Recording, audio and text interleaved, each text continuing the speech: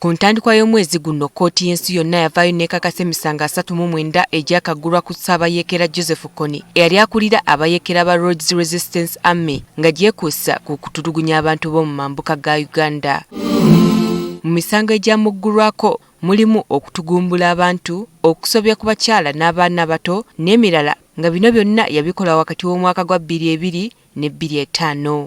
Okusinziira ku munnamateeka Leon Von Braun okuva mu woofiisi y'omuwaabi omukulu owa kkooti eno, buli kye beetaaga okutandika okuwozesa Kony weekiri wabula nga tebayinza kugenda mu maaso nga taliiwo mu buntu. Only when Joseph Konye is surrendered to the ICC will we be able to move to the trial where he would then have to obviously challenge any position that the Office of Prosecutor would come up with. At this stage, there is no longer proceeding that will be entertained at the ICC. Oludda oluwaabi lulina abajulizi 180 nga muno mwe muli abaakosebwa olutalo lwa Kony obutelevu.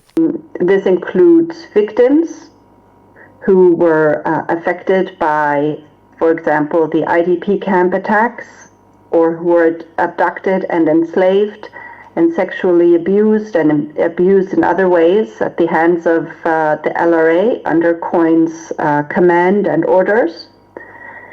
It also includes former fighters within the LRA, some of which had also been abducted and forcibly recruited into the LRA.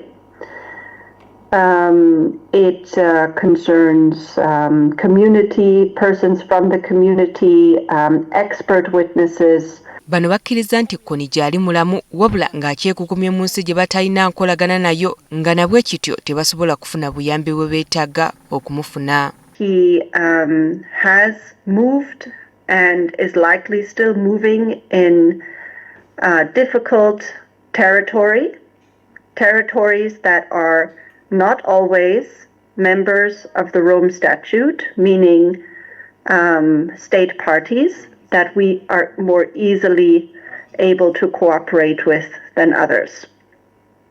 So that already gives you an indication of why it is difficult to secure his arrest. Beevuma n'obutaba na poliisi oba amagye ebyabwe ku bwabwe ekibalemesezza okuggusa omusango guno. The ICC itself does not have a police force or a military force. So we are dependent on partners to assist us in arresting and surrendering fugitives.